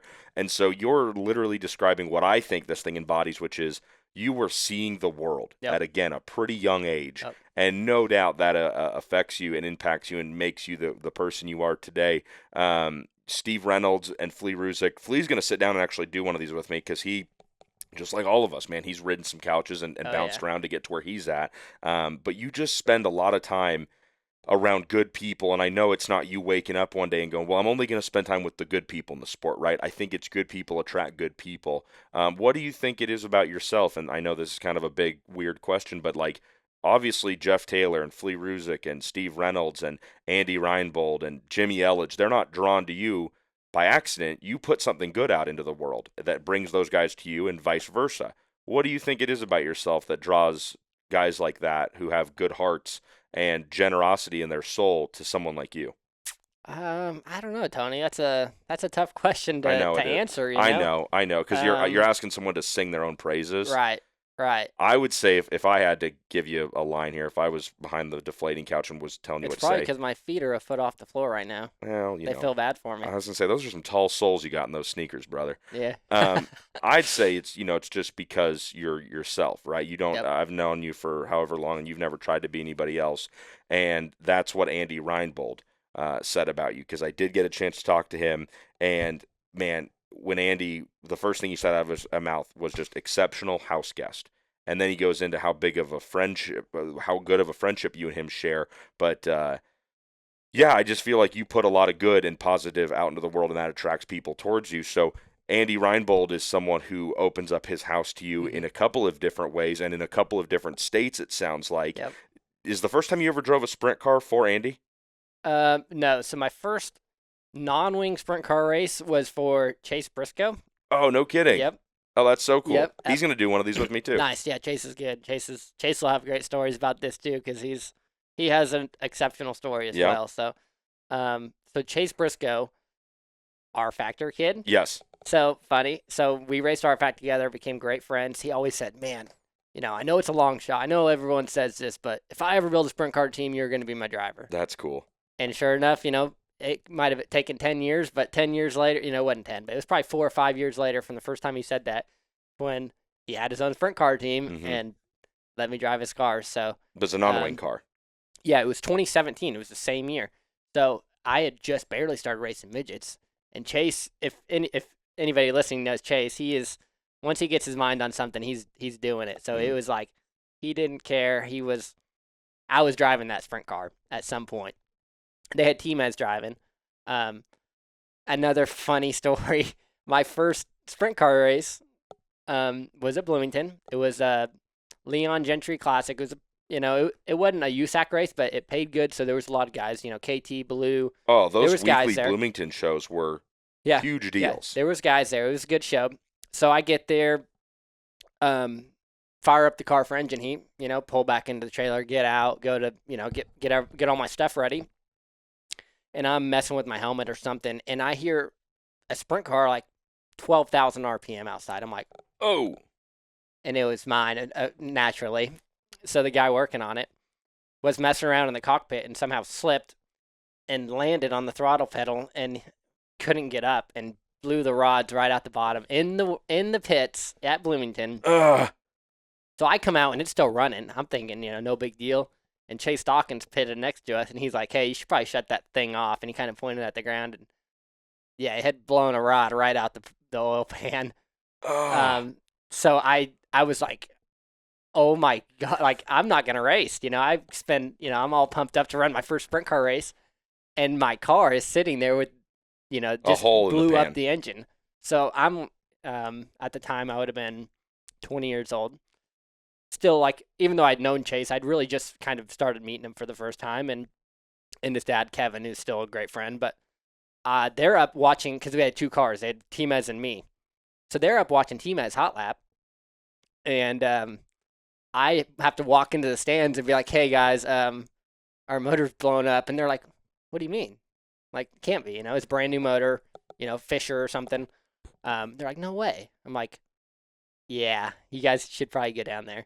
So they walk back, and sure enough, it's blown up. So they get talking to T-Mez, and T-Mez is like, "Yeah, I suck at Bloomington anyway. I'll just hang out tonight." No way. So he comes in, and I'm in like the next group after him. So he comes flying in after hot laps, driving and not flying, and nobody, like, he doesn't know either, So everyone gets scrambling, and next thing you know, I'm in his seat, hot lap in a sprint car. So my first real hot laps, I was sitting in T-Mez's seat, who's a little wider than me. I can't reach the steering wheel. He runs this big old steering wheel, and I got short arms. I can't reach the steering wheel. I'm, trying to drive this thing, and we end up for the heat race getting my seat in and making me comfortable. But that was my first non-wing sprint car experience. Dude, no way. Yeah. Yep. Okay, well, I mean, all that was about, you and Andy I going. know we hadn't even got to Andy yet, but that's so cool. And like I said, Chase is going to do this. He's famous for sleeping on Ross's couch, Yep. which is a couch Christopher Bell also slept on. They were crashing at Ross's place at the same time. Crazy. Believe it or not, one of them had a couch, one of them had a guest room. But I'll tell you what, the little bit I know about Chase Briscoe too, again, what a genuine guy who just loves the sport and wants to help people get into it, right? Mm-hmm. That's so crazy. But also, how cool is Thomas Mesereau for just being like, yeah, I'm not very good here, you drive it. Yeah. And then that way you get to, how'd the night go? Do you remember how you ran? What's crazy is we actually ran well.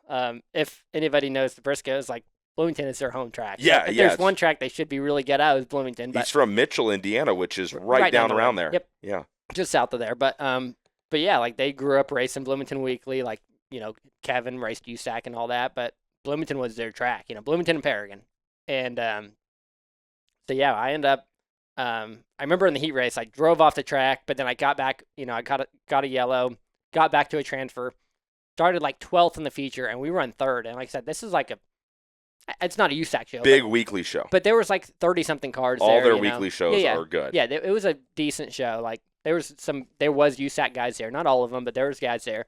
And we run third, and I was like, dude, this is crazy, like I just ran third at Bloomington. And then I forget where else we went that weekend. That might have just been Bloomington once that weekend. And then was Kevin crew chiefing the car for you, Chase's dad?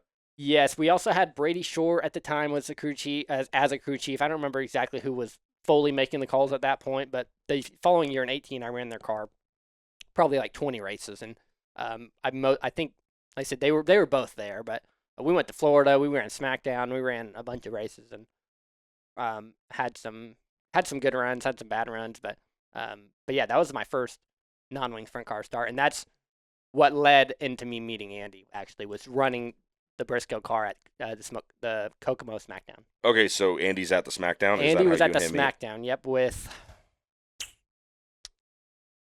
2018. Would that have been Hunter driving for him? I feel like it might have been like Arizona RJ Johnson, maybe. Thank you for clarifying. Yes. Not yes. California RJ. Yeah, or Iowa. Not Iowa RJ Yeah. Johnson. I could be wrong. I'd have to ask Andy. I don't think it was Hunter. I could be wrong, but we'll have to ask Andy who drove for him in 2018 at the SmackDown. Yeah, because Andy talks about in 2017, 18, Logan began driving with you began driving for Andy, but that was out in CRA competition. Yep. So I met him at SmackDown, which is like August, September at time. Yeah, middle of August. And then so I met him, at the Frolic one night, and then I talked to him the next day at the races, and then a few weeks later I get a Twitter DM from Andy. Classic. Yep. I can still find it. You should frame it. Yeah. So I have a Twitter DM from Andy that says something, and I always want to show this to like the people that say, you can only make it in racing by buying rides and all this stuff, and it's like, no, sometimes you get car owners that just DM you on, Right. like Emerson talking about getting Kevin DMing him on Instagram, Yeah. It's like in our sport, which is probably the last, the dirt racing world, is probably the last Place this happens. place that this really does happen. Yes. Right? Like car owners are literally DMing us on social media to get us to drive their cars. Right. Like that happens in dirt oval racing. So you got to California and Arizona. Yep. So I went to race for him. Yep. So I went to Arizona. Manzanita probably. Or was it gone by then? Oh, no, it's been gone. Yeah. Okay, so, this is 17, 18. Yeah. Andy raced at Manzanita. Andy raced Manzanita. That's how he got his start. Yeah. Okay. I did a video on him a couple years ago for the Outlaws, and I always think of Manzanita when I think of Andy. Yeah. Right. But you get out there and you start racing for him, and between the house out in Arizona, because you would have been flying from Indiana, Yep. right, the Midwest, Mm-hmm. because when did you move here? So I moved to Indy in like February of 2018. Okay. Yep. So after I did that year with Jeff and Rick and Flea, so another quick story, but like, same deal, like Keith, right? Everyone's like, man, you got to be a renter, you got to be Toyota guy to get in Keith. Keith, the KKM deal, about halfway through the year, Christopher's in my ear. Hey man, this is Tanner's last year. Like, you got to talk to Keith and Pete, because Christopher and Pete are like really, really tight. Pete Willoughby. He's like, hey, you got to talk to these guys. Tanner's moving on. He's done with the Toyota deal. Got to get in. So it just happened to be that there was a race where we parked right next to him in 2017, towards the end of the year. It was pretty late in the year. And they still hadn't had a driver yet. And Christopher's like, they haven't found anybody. You got to go talk to them. So little, 19, 20-year-old Logan, I just, in the middle of the race night, just walked into their trailer. I said, hey, Keith, Pete, I got a question to ask. And I was like, I'm sure shaking. I was so nervous. And I was, probably as nervous as I've ever been in my life. And I was just like, I hear you guys don't have a driver yet. If you're looking, you can get my number from Christopher and call me. And that was it. They kind of both smiled. They both just smiled and shook their head, and I walked out. That was it. Baller. That was all that happened that whole day. Fucking baller. So we went on, raced the night, however it went on. And then it was like a week later, phone rings, Pete Willoughby, hey Logan, we want you to be the guy. Like, if you want to do it, it's yours. I was like, yep. They're like, we talked to Toyota, they're cool with it. We can do it. I was like, I'm in. That was it. Wow. That was it. And then, I'm sure I went there in December or something, mounted my seat, and then, and then that was it. And Did you ever stay with Pete? I never did. Nope. Okay. So when I was there, Ryan Robinson lived with him. Okay. Yep, and that's a famous, his basement on the lake was famous. Everyone's Lots of R factor down there. Yep, Kyle, Christopher, Ryan, Carson Macedo, everyone lived there. I didn't. When I moved to Indy, I moved in with Connor Ridge and Tucker Klossmeyer. Okay. Yep, so we had a house. When I first got there for like the first 2 or 3 weeks, it might not have been that long, but first couple of weeks, they had an apartment. Connor and Tucker had an apartment. In Columbus. And I slept on the couch until we were able to move into our house. Is this in Columbus? This is in Columbus, yep. Okay. And I didn't have my car yet, so I was like sleeping on the couch, riding to the shop with Tucker. Like, I was full on slumming If you're there that time around Connor Ridge and those guys, I mean, were you ever involved in the escapades down there in Columbus out at Tony's house? Yeah, there was a few escapades at Tony's Firework house. wars. Yes, yeah. I wasn't there for the fireworks, but yeah, we spent a few nights down there with Rico actually a little bit. That 2018, 2019, there was a few nights down at Tony's. We had a big birthday party for Grant Penn down there. We had a few nights, but yeah, I didn't go there as much as some other guys, but I spent a lot of time on the lake at Pete's. That was our place. Okay, so what is the CBSC? That's the Cold Beer Sun compound. That is the so Andy's dad Rex is very well known in the Arizona racing area for like walking up and just saying, cold beer, son. Like you want a cold beer. Yeah. So that was his saying, like cold beer, son. That's what he would just walk up and that's what he would say to you. So, however, it ended up, Andy bought a house in Avon with the shop attached Yeah, here in Indy. to start his race team out here, and it just fell into the name of the CBSC, the Cold Beer Sun Compound. He said that you've spent a lot of time at the Cold Beer Sun compound. I did, yep. So 2019 was kind of really, like, at the end of 2018, I started racing for Andy in Arizona. But then 2019, I went out there early in the year to race Arizona, and then every once in a while, he'd bring his cars out to Indy, and I'd run here too. And he brought his Arizona cars out, and that's when I won my first USAC race at Kokomo. But yeah, a lot of that year and then early 2020 COVID time, we spent days and nights at that house just, hanging out. When I started racing for him in 2020, our race shop was there. So then I obviously spent a lot more time there. But yeah, 2019, 2020, we spent some hours there at the LCBSC. So that's an interesting timeline because Clinton Boyles, like I said, has been on this couch, and he told a story about when COVID hit and everybody the world stopped and he didn't have, anywhere to go and race or do anything. Yep. And I don't remember specifically what he said his living arrangement right up until COVID was, but basically he said that COVID happened and he needed a place to go. And I don't even know if he had met Andy. And if he had, it might have been for this long, right? Yeah. And Andy basically just said, referring to this house, the one in Avon, Yeah. hey, if you need a place to go, here's the door code. And Clinton's living in Andy and Tammy's house in Avon. And I think Hunter might have been there. No, Hunter wouldn't have been there because that's probably what Clinton did. He had been living with Hunter and Jess for a little bit. Mm-hmm. And regardless of who else was there, Andy just opened his house up to Clinton, to yourself. Yep. And again, just a little bit of context for people who may not know, Andy Reinbold, successful team owner in USAC, Sprint Car Midget, Silver Crown Racing, Reinbold Underwood Motorsports. We're in his building right now. Right, he owns this building. But he's an even more successful business owner out in Arizona with AME Electrical. I don't know, I don't know their books, but they do pretty well, and they're branching out here to the Midwest. So he does well, and he has some money to go play with race cars. And again, man, he just could not quit. Every time he would start telling me a story about you, it was preceded or followed up by just how good of a guy you are and how much he values you as a kid, as a person in his life. And because Andy's got a couple kids, Jocelyn, Hayden, and they're right around your age, probably, or Jocelyn is at least. Andy told me a funny story. He goes, when Logan shows up, he's just a single kid. He's just a young kid. He's on his own, and he's just driving race cars, and he's driving for me. He's driving for other people, any opportunity he can find. But he's just a young kid.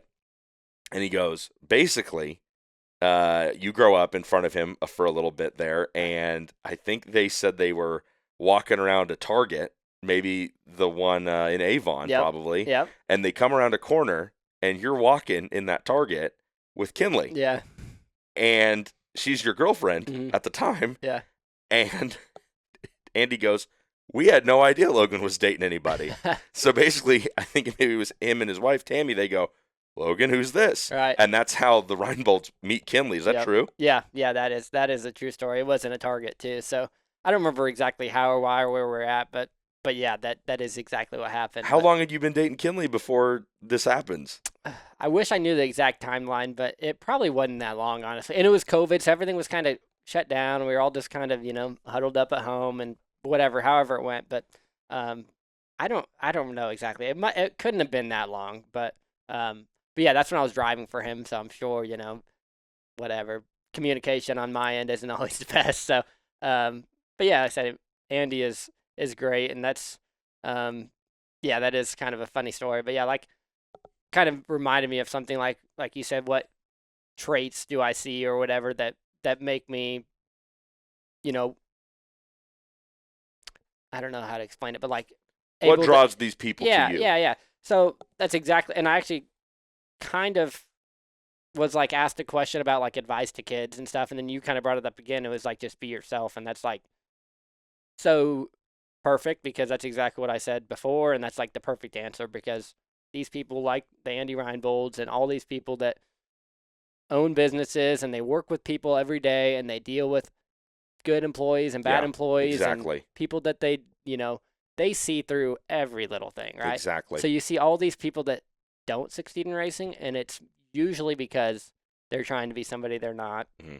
They're trying to be nicer than they are, or Yep. they're trying to be cooler than they are, or not themselves. cooler's a weird word, but like, yeah, exactly. They're trying to step up to like the people around them, Yeah. and it just doesn't work with people that Can see are right successful and they deal with people every day. They deal, like I said, they deal with employees, and like I said that my Carners now, Brent and John, are the same way. It's like they might not love everything about me, but I think they at least appreciate that that's who I am, and that's, I'm not trying to. Like I said, I'm not trying to impress people. I'm not trying to do any of that. So I think that is the number one most important part of trying to manage all these things in racing, especially like a USAC guy. You have to run different cars, right? So I don't just have to deal with one car owner. Luckily, lately I have been, but throughout the years, like I might be running for 4 or 5 car owners. 3 all year. different championships Yeah. might mean 3 different owners. Right. So you have to deal with, and then at times, in 18, 19, 20, I was throwing in wing races. And then, a couple years ago, I was late model racing. And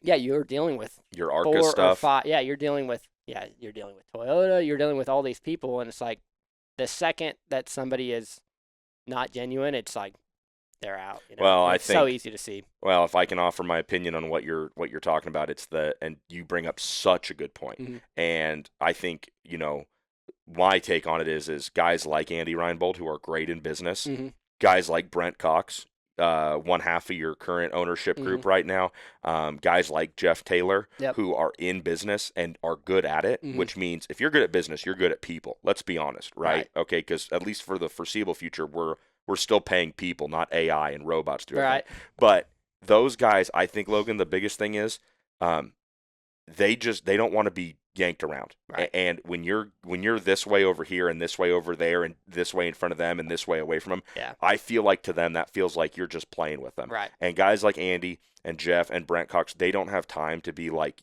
jerked around. Yep. And they also just want to be, I think it's fair to say all 3 of those guys are pretty successful. And again, this isn't a comment on their personal finances, but when people are really good at their job, just like you, right? If a young race car driver, if a young crew guy came up to you, you don't want to be treated any differently because of your status. Right.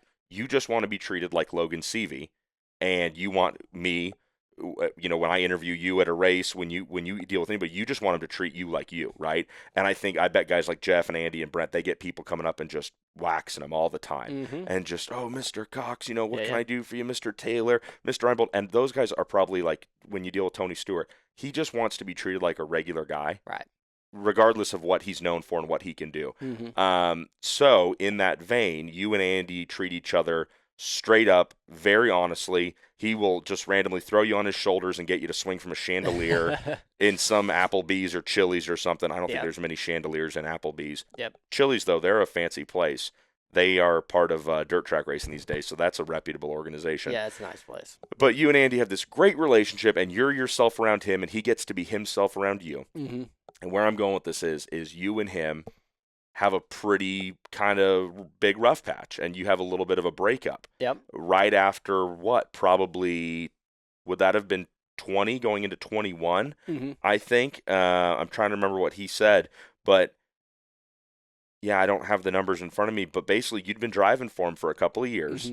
And we don't need to name names or get into any of the real hard specifics, but as Andy talks about it, there was a breakdown in communication while you were driving for him here in the Midwest.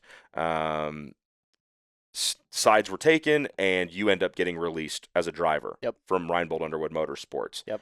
And Andy said in that moment, or over that whole deal, he learned that you would not say a bad thing about anybody because you never badmouthed him. Right. Or at least if you did, it never got back to him. Right. And he said that he learned a lot about you, and he learned a lot about himself and who he listens to and who he trusts. Mm-hmm.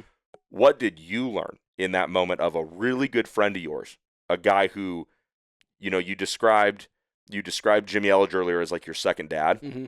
I'm sure Andy Reinbold's more of a buddy to you than Right. maybe your father figure. Right. So you got this really, really good friend of yours, Yep. this hilarious, big, funny guy, Yep. and he kicks you to the curb. Yep. What did you learn in that whole situation? Yeah, that was my first real, like, Firing. first real breakup type of deal. Like, I had left Keith right before that, but that was always kind of like, you kind of know going in, it's going to be a couple years and you're gone. Yeah. It's never been a long-term deal at Keith, and that was, expected. So that, when I left Keith, everybody was fine. It was super normal. Didn't expect much, and I'd actually turned down Andy the first year because I was at Keith. I was like, I can't leave this Toyota deal yet. I just run a truck race. Like, I kind of had a little hope for the NASCAR deal. So Andy wanted me to run full-time in 2019. And I said, no, but if the offer's in 2020, I'll be there, So then 2020 comes around. It kind of works out to where I can race for Andy. And yeah, and then I started racing for him in November of 2018 or October of 2018. So we have a year and a half, and we've won a USAC race already. And like over these years, like I've spent 3 or 4 months at his house in Arizona. Yeah, because we race all of October, November, and then like March, April of 2019, and then we race a few sprint car races in 2019, and then Western World 20. I've spent probably 4 months at this guy's house. Straight. Like that's a long time to be living with somebody, Mm-hmm. and so yeah, like we become really, really close, and then yeah, we're all like pumped for 2020. Like we're gonna come in, we're gonna win the USAC. He won the USAC championship in 2019 with CJ. CJ, yeah. And we're gonna sprint win week. all these we're gonna win all these races. We got good crew guys. We have everything. We got our cars and engines. What people don't realize actually about Andy is I tell this to people a lot because you see what he has right now and it's unbelievable, It's right? this, yeah. He has the nicest stuff. He has the best trucks and trailers. He has the best engines. He has the nicest cars. And if you saw what we were racing in 2018, you would never believe it. Mm-hmm. Like you would never believe it. It had, we had good engines, we had good stuff, but it was beat up. Like it was rough. The bodies were rough. Like he would never allow that now. But back then, like he was just racing in Arizona, and that's just kind of what he did for fun. And yeah, I mean, I think he was just his business was really starting to blow up at this time. Mm-hmm. But it really wasn't that long ago that he was not this big, Right. It has grown exponentially. And I kind of mention that to people at times, and I don't think they really understand the scale of what he has done in the last few years. I didn't know it had grown this fast within the last 10 years. So, I mean, that's even educational to me. Right, yeah. So I don't know exactly when, but he purchased or acquired the business from his dad, mm-hmm. and then he grew it to what it is. So he has absolutely blown it up. And like I said, in 2018, if you saw the cars and the stuff that we had, and we were going to sprint car races on an open trailer, which we had an enclosed trailer, so it wasn't like out of necessity, but yeah, like we were just kind of screwing around sprint car racing, and yeah, it's just him as a crew chief, which he still does. He loves that part of it. That's why he does it. But so yeah, so to go into the racing part, and yeah, we go into 2020, and we're going to be the guys, right? Like I've already won a USAC race. We've got better cars. We got better engines. We have everything we need. Mm-hmm. No, no expenses spared. We're going to be in. And then COVID hits. We don't get to race that much. Yeah, so then we just go into the year, and we were not good at all. And this is like the abbreviated 2020 correct race season. Yep. We had midgets that we built that was kind of unplanned. I don't know why exactly, or if we just got bored or what, but we ended up building midgets. So we ran midget sprint cars, and we didn't do very good at all. So the year goes on. We end up winning one race in sprint week. A bunch of races still are getting canceled and stuff. So we didn't really race that much. And at the time, I still really didn't have that much sprint car experience. So we probably were biting off a little more than we could chew. But yeah, it doesn't go that great. Our midget especially was what we were expecting. Like once we built it, I was like, man, we're gonna win midget races. We're gonna do all this, and didn't win nothing in midgets. We won like 1 or 2 races. won one USAC race. So it was just like, man, it just didn't go the way we expected it. And yeah, I kind of had some differing opinions on what we should have done the next year. I didn't really care to do the midget at the time. And I thought, like, man, we need to focus on the midgets. And then, car owner, had some disagreeing opinions, obviously. Like I said, Andy is still one of my best friends. So we had like obviously a falling out, not a falling out, but we kind of had a deal where we just didn't agree on some things. And he said, we're just going to go a different way. And, they hired somebody else. And yeah, I was at the time with no ride. And I was like, shoot, now I really got myself in trouble here. So, yeah, I mean, that was, like I said, that was easily the hardest point. More because Andy is one of my best friends, even at the time. Like I said, me and Andy were tight. So it was like hard to even believe that was going to happen. When I started racing for him in 2020, I was like, I'm going to race for this guy forever, Right. like this is going to be my home. And it was just like the last thing I expected was to only race 1 year and be gone, Right. And yeah, and then, he had years, 3 or 4 years there where he had a driver in and out every year, and he couldn't find anybody that stuck with him either. But yeah, that was definitely the hardest on me, was not only not having a ride. I didn't have a sprint car ride. I luckily did have a midget ride. I was running for Jerome Rodella in 2021. So I had a midget ride, had no sprint car ride, and I don't say lost, but like it was awkward now with one of my people that I was closest to now is awkward. So Yeah. it's like, man, racing for your friends isn't always as good as it seems like, Well, and maybe that's what you learned, is that it's important to keep a healthy gap between the people that are really close in your life. But I mean, I'm just going to ask you, that experience had to teach you probably multiple things. Can you name one of them? Can you name anything that you learned in that deal where it's maybe, really thinking something out before you get too vocal? Is it, and I'm not saying that you lost that deal. I'm not saying you did anything wrong, right? Maybe did you learn that, no, if you feel a certain way about something, voice it, and it's going to go a certain way. But I mean, you had to have come out of that experience with some kind of life lesson. When you look back on that, what do you think one of those probably, because again, there had to have been multiple. You don't go through a breakup like that with a great friend, Right. and come out the other side still good friends with him today. Right. It's not like that friendship dissolved. But what did you learn in that experience? Yeah, I mean, I think the first thing I really learned, and I don't want to say struggle, I still am not the best at it today, is like just being able to communicate with my car owners and where we're at and what we need, and where we need to be.